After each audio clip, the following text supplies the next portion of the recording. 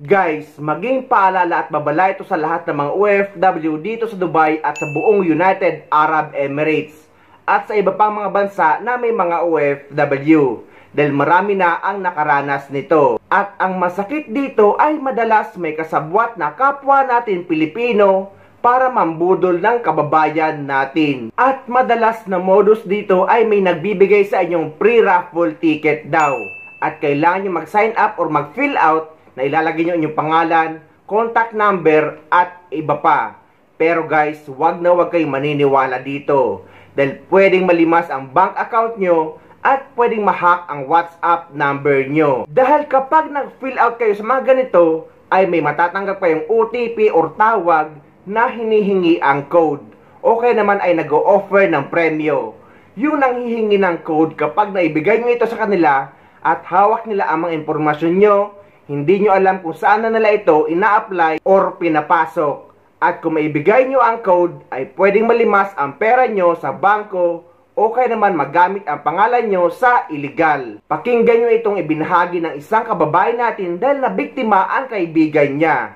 Dapat maging aware tayo sa ganito dahil maraming modus dito sa abroad na kagaya nito. Kabayan, baka isa ka sa mga nabiktima at mabibiktima pa lang ng mga kawatan na to dito sa Dubai. Paano? Kung sakali na pumunta ka sa mga kilalang supermarket dito sa Dubai, alam nyo na kung ano yung mga supermarket na yun, hindi ko nababanggitin. At merong mag-alok sa inyo na mag-fill up ng mga impormasyon nyo, baka manalo kayo ng mga appliances or travel sa Pilipinas o around the world, yun na po yung scam na sinasabi ko. Paano? Pag nag-fill up po kayo ng mga impormasyon, lalong-lalo na ng telephone numbers sa mga supermarket na to, na hindi naman talaga affiliated sa mga supermarket, eh sila po ay independent company, kuno, na nag-ooperate sa mga supermarket. Tatawagan po nila kayo kinabukasan after nyo mag-fill up, sasabihin nanalo po kayo sa raffle ng appliances at do cruise with dinner, mga ganyan-ganyan. So kayo naman po, matutuwa kayo at pauunlakan nyo yung invitation nila. Let's say, ang pinaka pang-akit nila is dinner buffet. So, ito na. Pag pumunta kayo sa dinner buffet nila, pakakainin muna nila kayo. Pagsasawain nila kayong kumain. Tapos pagkatapos nun, i-award na sa inyo yung sinabi nilang nanalo kayo ng appliances. Yung mga appliances po na ito, galing sa mga hindi naman sobrang mahal na tindahan dito sa Dubai. Okay? So, pagkatapos mabigay sa inyo, dun na sisimulan ng mga agent na naka-assign talaga sa lahat ng pumunta nung araw na yon. May kanya-kanyang agent na naka-assign sa inyo. Pupunta sa table nyo at sisimulan na nilang mangbudol, mga kaibigan. Unang-una nilang i-offer sa inyo yung mga promising packages sa Pilipinas. Hindi lang sa Pilipinas, sa ibang bansa rin. So, to be short, o-offeran nila kayo ng mga packages kasama na yung round-trip tickets, tapos hotel accommodation sa mga napili nyong lugar. Pag sinuma nyo po yun at pag kinumpute nyo po yun, let's say for example, ang halaga nun sa normal prices nasa 100,000 dirhams. Sabihin natin ganun, or 50,000 dirhams. Makukuha nyo lang po sa kanila ng parang 10,000, 11,000. So imagine, ikaw na nagtitipid, pwede ka nilang mapapayag na at the same time, at the same night, makakapagkaskas ka ng card sa kanila. So ito po yung nangyari sa isang kaibigan ko dito sa Dubai. At ngayon, hinahabol na po niya yung kumpanya at hindi na rin po siya sumasagot sa kanya. Okay? At napag-alaman po niya na itong mga tao na to, ito po masakit kapwa po nating mga Pilipino yung nanloko sa kanila, yung nang scam sa kanila. Hindi po ba gaano kasakit po yun, ano? Kapwa natin Pilipino ang manloloko sa atin sa ibang bansa pa. At napag-alaman po ng kaibigan ko na itong manager na Pilipina may mga case po na stapa at swindler sa Pilipinas at nakarating dito sa Dubai. Okay?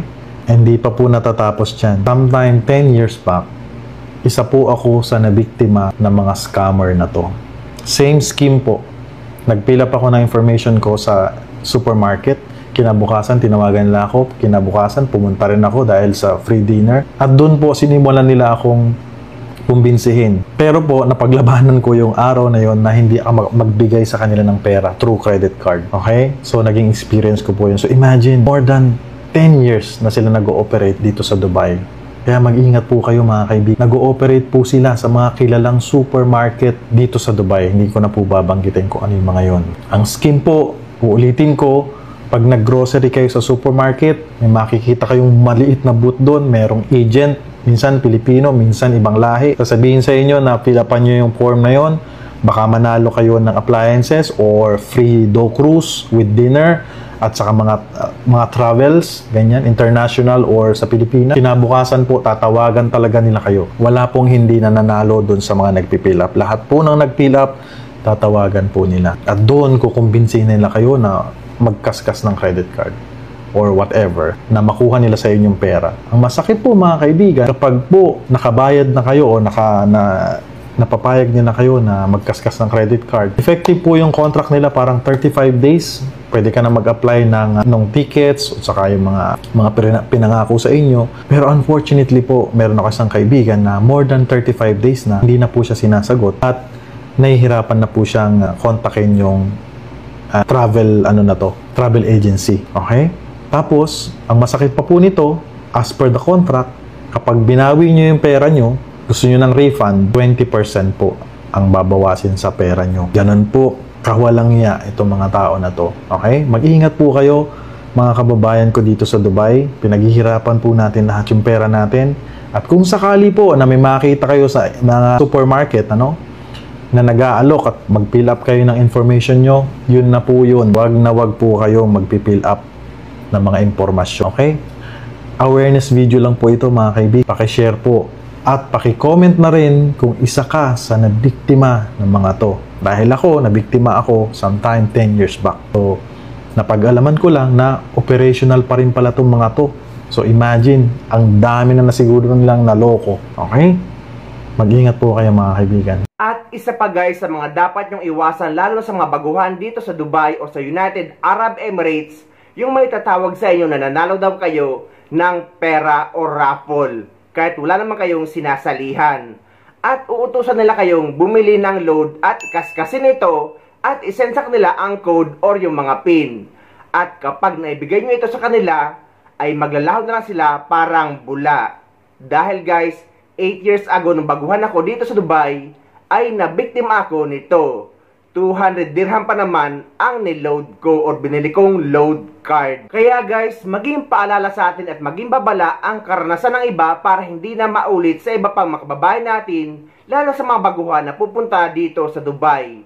Wag kayo mag-fill out sa nag-aalok ng free raffle sa mga supermarket man or sa event.